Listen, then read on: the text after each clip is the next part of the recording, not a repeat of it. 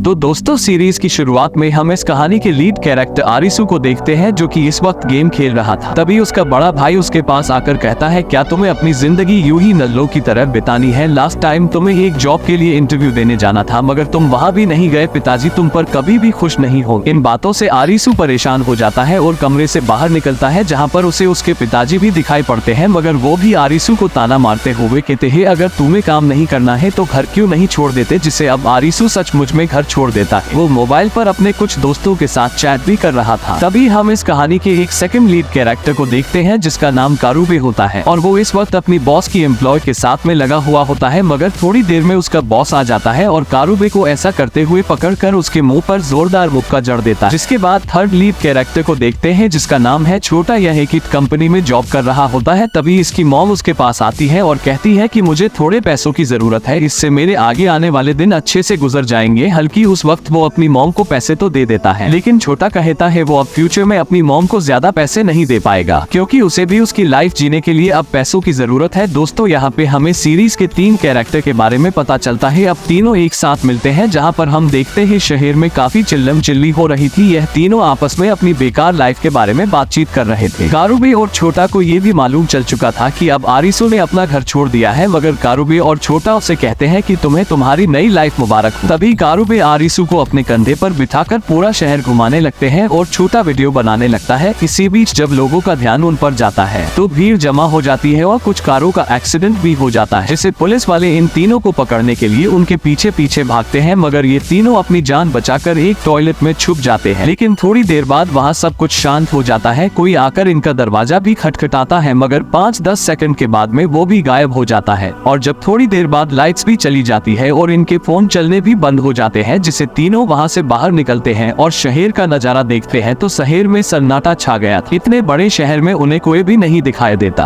अब इन तीनों को अपने घर परिवार की चिंता होती है। सबसे पहले कारुबे अपने क्लब में भागता है और वहीं छोटा अपनी कंपनी में पहुंचता है। वहां पर भी उसे कोई नहीं मिलता और आरिसु तो ऑलरेडी अपना घर छोड़कर आया था तो वो मेन रोड पर आकर बैठ जाता है। ऐसा करते करते रात हो जाती है और ये तीनों सोचने लगते हैं कि आखिर शहर में हुआ क्या, ना ही कोई इंसान मौजूद है और ना ही कोई जानवर, कहीं सब लोग ज़ॉम्बी तो नहीं बन गए। मगर इस वक्त ज़ॉम्बी का कोई अटैक नहीं हुआ था। काफी देर बैठे रहने के बाद में इनके सामने जो एक बिल्डिंग थी वो चमकने लगती है और उसमें इंडिकेशन आता है कि गेम शुरू होने वाला है। ये तीनों उस इंडिकेशन को देखकर हैरान होते हैं कि पूरे शहर की लाइट्स गई हुई है तो खाली इसी बिल्डिंग में लाइट कैसे चल रही है और यह किस गेम के बारे में बातचीत हो रही है यहाँ पर। और फिर ये तीनों जैसे जैसे इंडिकेशन आते जाते हैं उनको फॉलो करते करते जेएम होटल तक पहुंचते हैं। इनके सामने एक लिफ्ट होती है और उसी के पास में 6 मोबाइल पड़े होते हैं। तभी ये तीनों एक एक फोन उठा लेते हैं और उनमें से इंडिकेशन आने लगते हैं कि अब ये खेल शुरू होने वाला है। रजिस्ट्रेशन की प्रक्रिया में सिर्फ 2 मिनट बाकी है। तभी वहाँ पर शिबुकी नाम की एक लेडी आती है और बताती है कि यह एक खेल है और हमें इसे खेलना पड़ेगा। ये तीनों कुछ समझ नहीं पाते।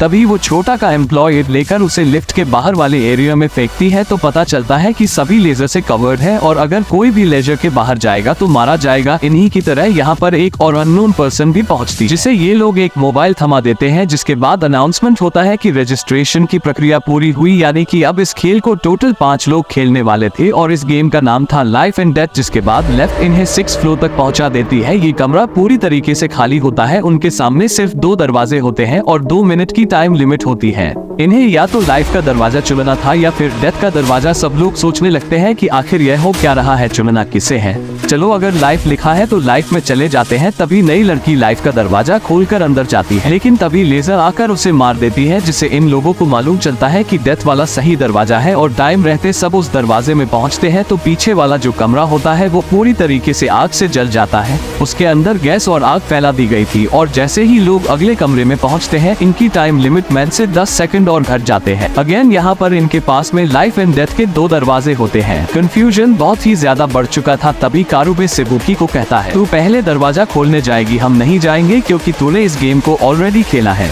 लेकिन शिबुकी दरवाजा खोलने से मन कर देती और इस वजह से आरिसु को आगे बढ़कर कोई तो दरवाजा चुनना था और वो डेथ का दरवाजा अगेन चुनकर आगे पहुंच जाता है। इसी बीच इनकी टाइम लिमिट खत्म हो जाती है और ये कमरा भी जल जाता है। तभी आरिसु बताता है, हम इस खेल को जितना आसान समझ रहे हैं इतना आसान नहीं है। यहाँ पर एक मीटर की टाइल्स लगी हुई है और एग्जैक्ट 9 ही लगी हुई, क्योंकि वो एक गेमर था जिस वजह से उसका दिमाग गेमिंग में काफी ज्यादा चलत था, इसलिए वो अब अपने दिमाग में इस पूरे बिल्डिंग का एक नक्शा तैयार करता है। उसे समझ में आता है कि आते वक्त यहाँ पर इस बिल्डिंग के चारों तरफ 4 BMW खड़ी थी। उनका साइज होता है करीब 4 मीटर के आसपास, जिसके बाद में वो इस बिल्डिंग का डायमीटर भी निकालता है। आरिसु बताता है इस फ्लो में टोटल 9 कमरे होने चाहिए, 2 हमने पार कर लिए। अब अगर हमें अगला सही कमरा चूज करना है तो हमें इसके डायग्राम के अकॉर्डिंग चलना होगा, जिसके बाद वो ऐसे करते करते और बाकी के 5 रूम भी क्लियर कर लेते हैं। लेकिन लास्ट रूम के आते ही वो कंफ्यूज हो जाता है, क्योंकि जो डायग्राम उसने पेपर बनाया था अब उसके अकॉर्डिंग सारे कमरे खत्म हो जाने चाहिए और जिस डायरेक्शन में बाहर निकलना होना था वहाँ वो दरवाजा होता ही नहीं है। लेकिन तब आरिसु का दिमाग काम करता है और छोटा ने अपने फोन में जो वीडियो बनाई थी, जैसे ही वो इस कमरे में आए थे तो उस कमरे की वीडियो को देखने पर इन्हें मालूम चलता है जिस कमरे में वो लड़की जाने वाली थी वो एक छोटा सा कमरा था, यानी कि हाफ साइज। और अगर ये 8वां रूम है और अगर वो आधा रूम है तो इसका मतलब इन दरवाजे के आगे एक और आधा रूम होगा।